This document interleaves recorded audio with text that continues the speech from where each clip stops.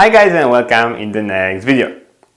Today we're going to continue the topic I left off in the latest video, actually a video before it, and we're going to continue with the branching. Ready? Let's get started. 5, 7, 1, 2, 3, 4, 5, 6, 7, 8, 9, 0.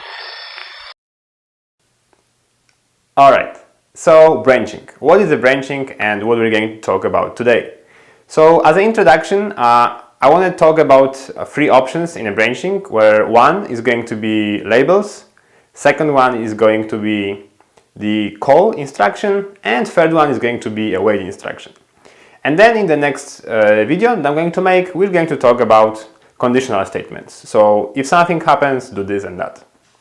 But we kind of need this part in order for the second part to work. So we're getting more and more farther into the programming, really good. So let's start with the labels. So what is a label? First of all, you need to know that label contains of two parts, where first is the label and the second one is an instruction called the jump label. How does it work? Pretty simple.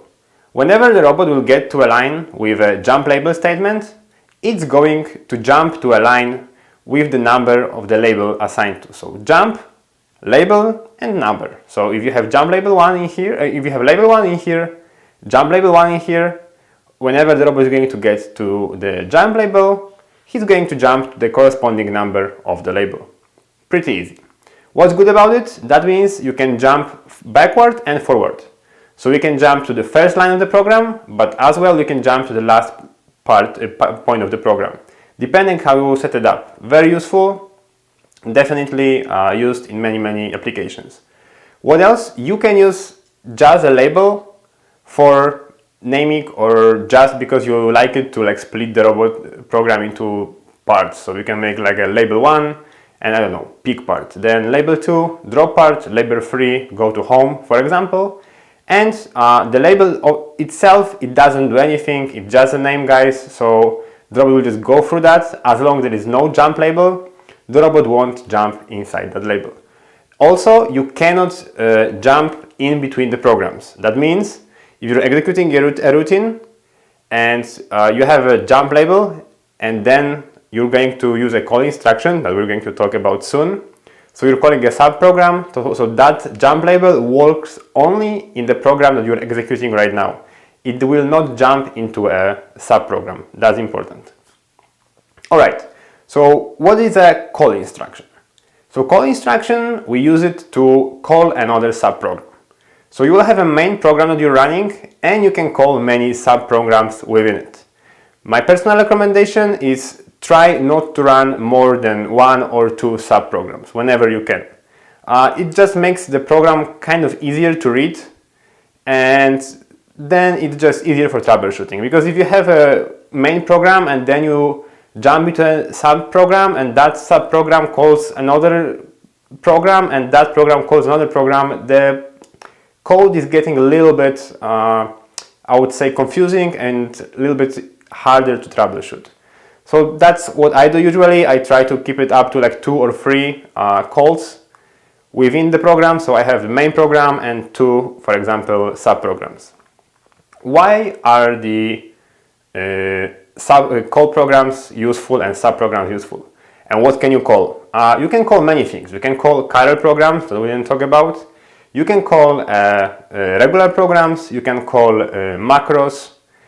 So we will test out a few of the things when we get to the exercises. How does call instruction work? So basically you're going to insert a line in the program saying call, and then you can do a program name. You can also add an argument to the call instruction. So you say you can do call program 1, and in parentheses you can put an argument, but we're going to cover the arguments a little bit later on. So we're not going to go that deep into it. And the last thing we're going to do is a wait instruction, guys. Wait instruction is pretty easy. The robot will just wait. What does it wait for? One of two things. It will wait for time, or it's going to wait for the conditions. And I'm going to show you also a trick how to stop the robot if the program is executing and you want to make sure it won't run any farther. or you just want to block your program so nobody is going to run it. You ready? Let's get started. Alright guys, and welcome to the exercises.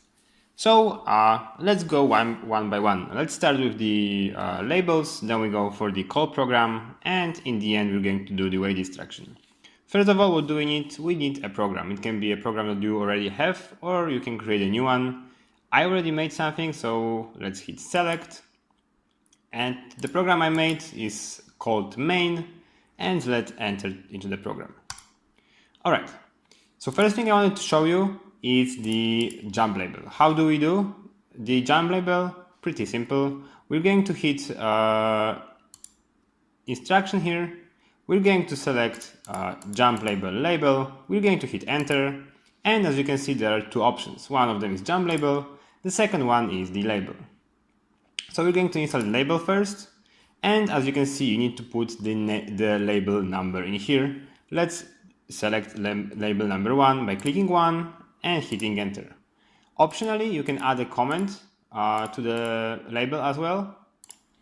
And you just hit enter. You're going to go to, you can either type it on the keyboard, or because we're using a RoboGuide here, I'm going to type it using the keyboard that I have on my laptop. Let's call it start. Alright, and if we have the label and there is nothing, the robot will just go through that line and nothing is going to happen. Let me show you what I mean. So if I'm going to just step through the program, we're just going to pass the label, nothing is going to happen. In order for the label to work, we need to insert the jump label so it can jump to a label. So when we go do the jump label, we hit enter, and the same thing in here, we're going to say to which label he has to jump. Let's jump to label 1. Let me just add a few lines here. Okay. Now when we execute the program, we're going to go for label 1, and as soon as we get to that line, we're going to jump to label 1. So maybe you can see a use for that type of function, and that's going to be in when you want to create a program that runs in a loop. So basically that program is going to run an infinite loop right now, and he will just keep on going around all the time until you don't stop the robot. Let me show you. I will turn off the step mode. I will run it. And as you can see, it looks like the pointer is stopped, but it's really doing all the time going through that logic. Okay, great. So what faults can we have while having the labels? So one of the faults is if we have a label that we want to jump to, but that label doesn't exist. So if we have a code like this and we will try to run it, we're going to get error message that jump label failed, specify line does not exist. So that means basically you're trying to jump to a label that doesn't exist, and you can either choose the label 1 in here, or we can leave the label 2 and just create the label 2 in here. So you're going to do the jump label, you're going to do label, and you can put label 2. And right now we're going to jump to label 2 right after we execute the line. So we go through the jump label, and we're going to, the cursor is going to jump straight to label number 2. Okay. What else? There is one more thing about the labels. I already mentioned this in the registers, and that's making the jump label indirect. So when we go to here, as you can see, there are two options, direct and indirect. So when we're going to hit the indirect, we have an option of assigning a register. So we can use a register, for example, number 100. We hit enter, and right now when we're going to run through that line, basically we're going to jump to label number whatever is inside a register 100. Let me show you. So let's split the screen. Let's open our registers. Let's go to register number 100. And let's do number 1 in here. So as we run the code right now, we're going to get to the jump label, and because the register 100 is equal to 1, we need to jump to label equals to register 100. We are going to jump to label 1. Okay, and if we're going to put number 2 in here, and we're going to run the program, we're going to jump to label 2. Okay, and of course, if the label won't exist, so label number 3, and we'll try to run it. We're going to say that the, oops, sorry guys, I moved the mouse, that I'm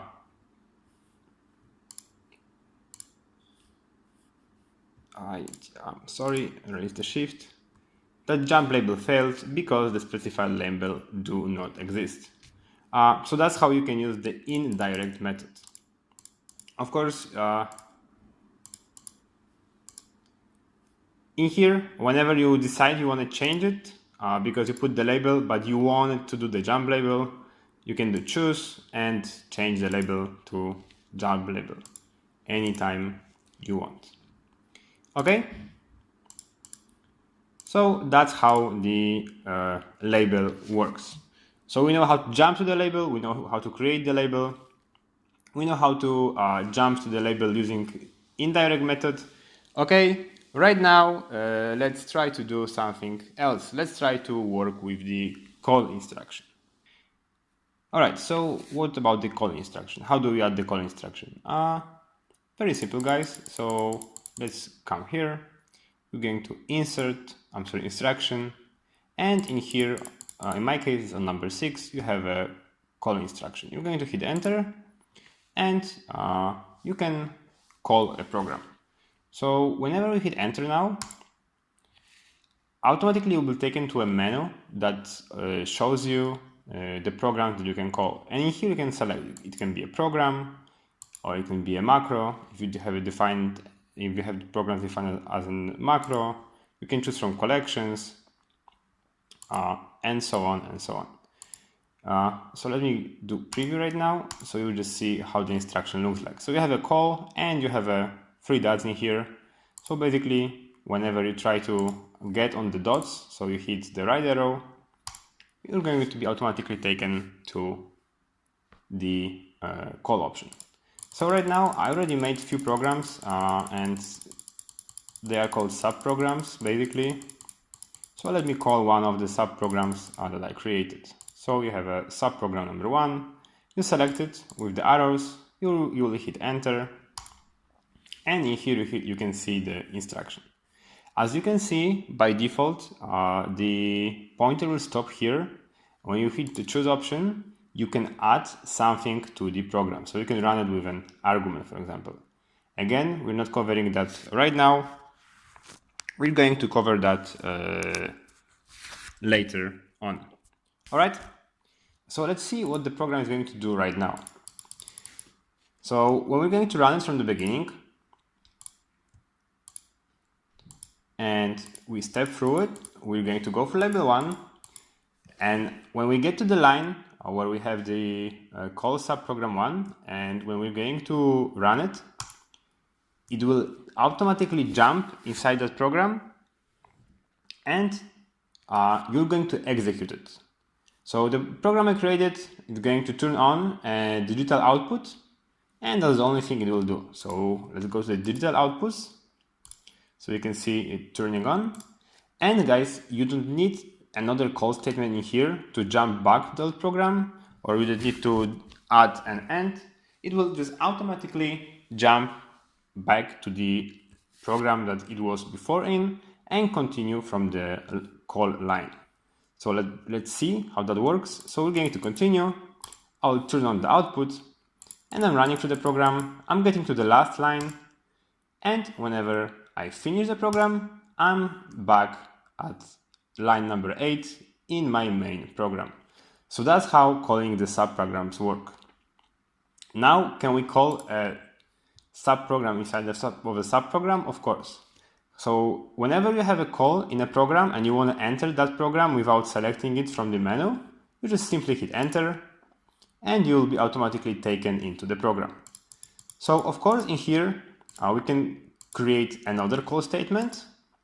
We want to call program, and I'm going to show you one more trick. If you hit strings in here, you can actually type the program name by hand. So because I know my program name, I can type in here subprogram 2.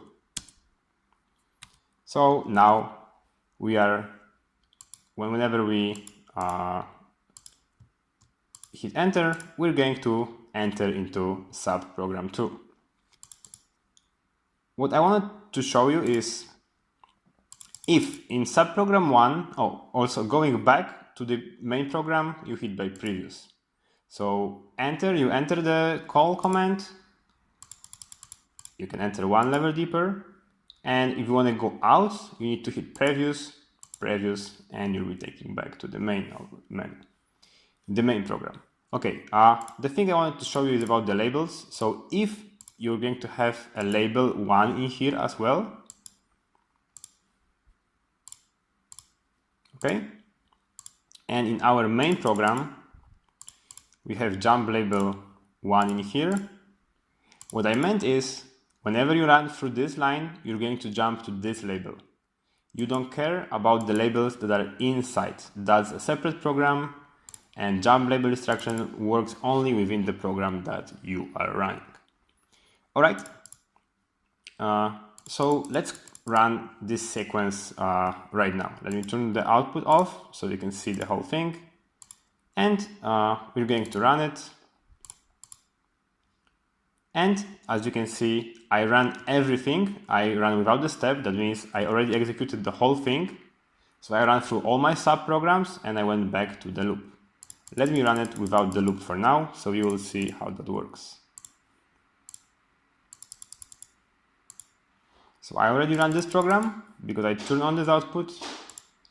I ran that program because I turned on this output, and then I went back to this line, continued, went back here, and then loop.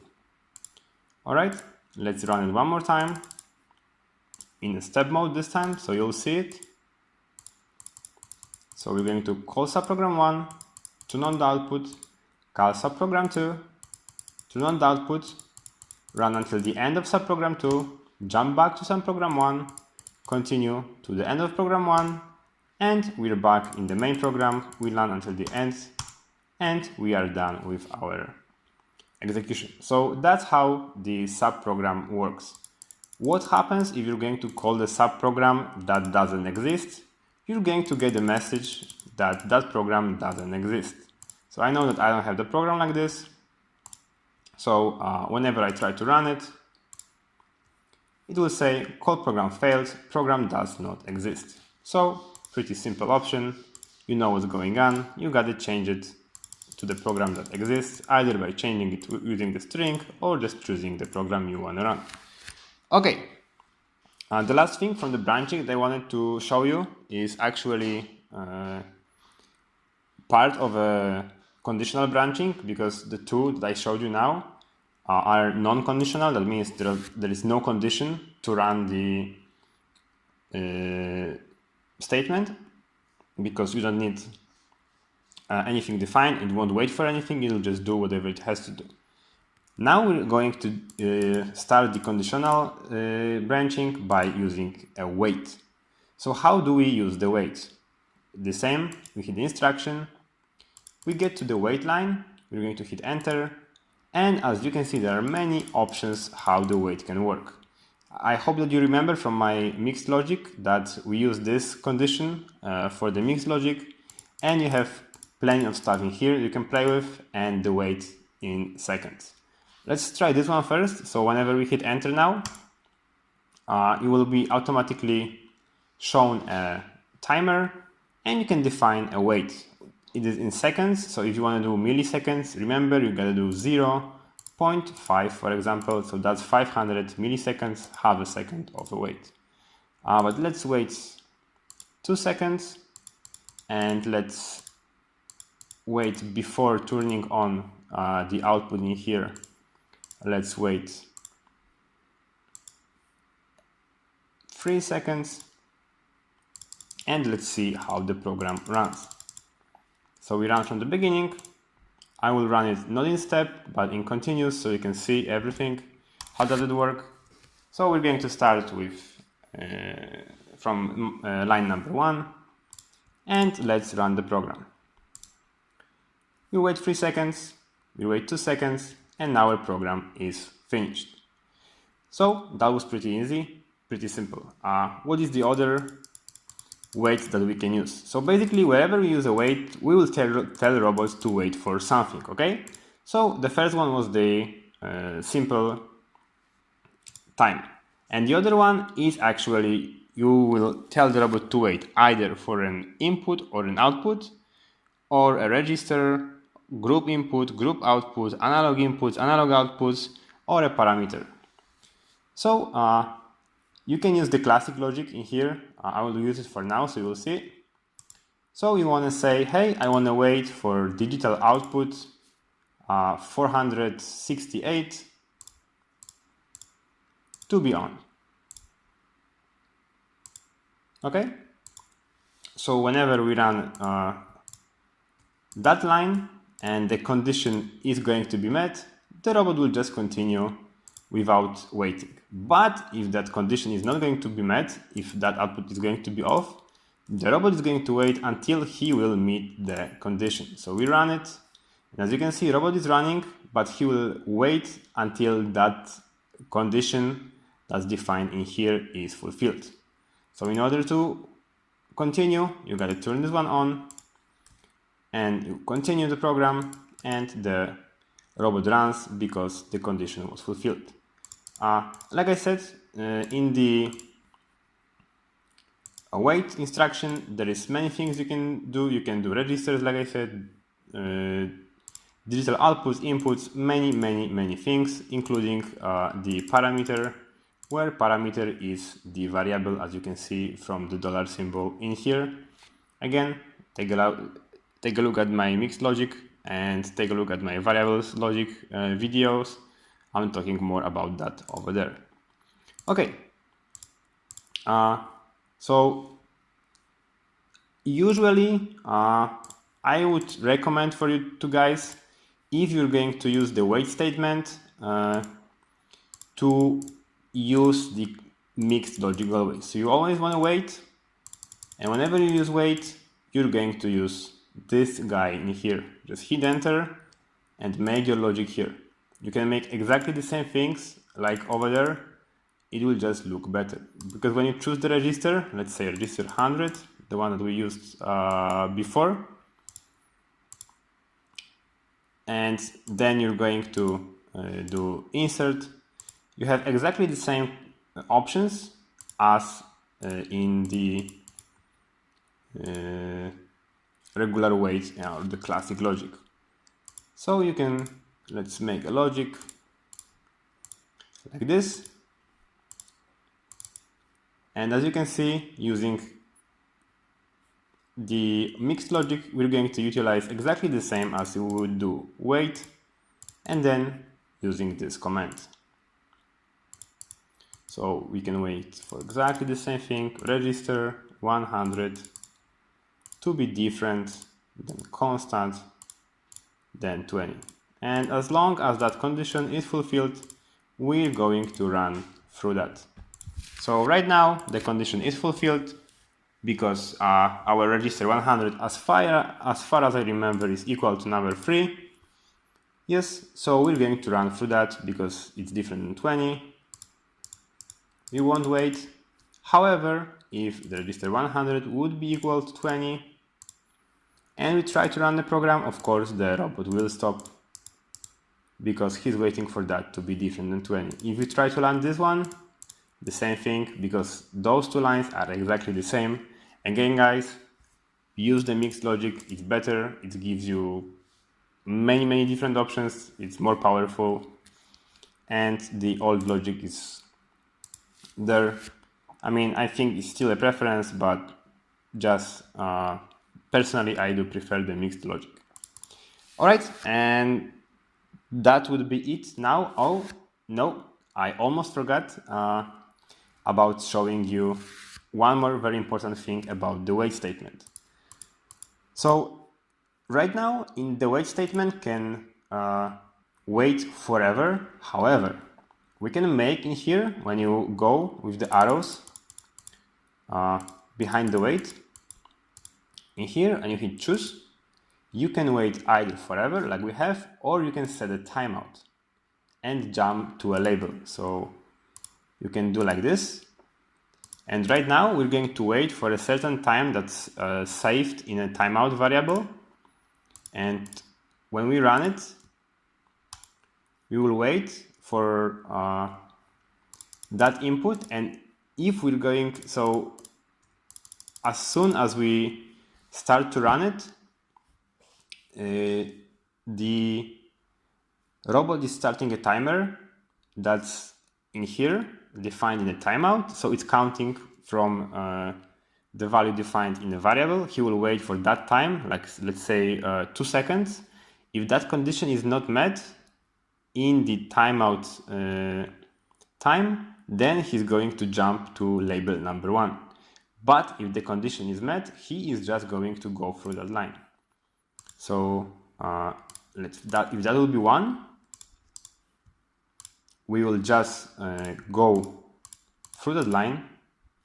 But if the result is going to be 20, so the condition is not met, we're waiting for it to be different than 20, and we run it. We will run it, we wait for the timeout, and as soon the timeout is reached, we are back at our label number 1. Let me see if I remember the variable. I do believe it's wait mount. That's how we can define it. We go to variables, and let's see, it will be faster this way. There you go. So that's your timeout in milliseconds. So we can put 5,000, and right now our timeout is going to be 5 seconds. Let's see. Let's run it. 1, 2, 3, 4, 5. Or sorry, that's 50 seconds. So let me change it like this, and let's run it now. There you go. That was our 5 seconds. And we jump to label number 1. Also, again, next tip, you have in here a next variable, wait active, telling you whether the robot is waiting for the timeout or not. So when you run it, you can see that the variable will change to true. So he's waiting for that to go to 0, and boom, it goes back to false. Okay, so that's the timeout. That's how you can utilize the timeout. And the last thing that I told you about, but I never got the chance to present it yet, is how to block your program. So if you create a new program and you want to block it for somebody not to run it, or accidentally not running it in auto, you want to do also instruction wait.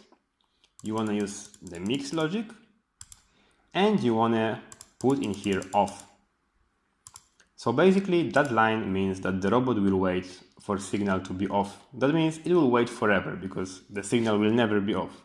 It will be always on in here, because he's waiting basically for something to be turned off, but we don't define what it should be. So when you try to run it, the robot will just get stuck there and it won't run further. So that's an easy way for debugging the program. So let's say you're running the program, you want to stop it at a certain point and you don't know how to do it, that's the way. If you want to make sure that somebody won't run the program in auto by accident, that's the way. Alright guys, that will be all. I hope you enjoyed the exercises. Thank you for watching. Alright, I hope you enjoyed the video. Guys, like always, don't forget to subscribe, leave the like button, and like always, see you in the next video. Bye bye!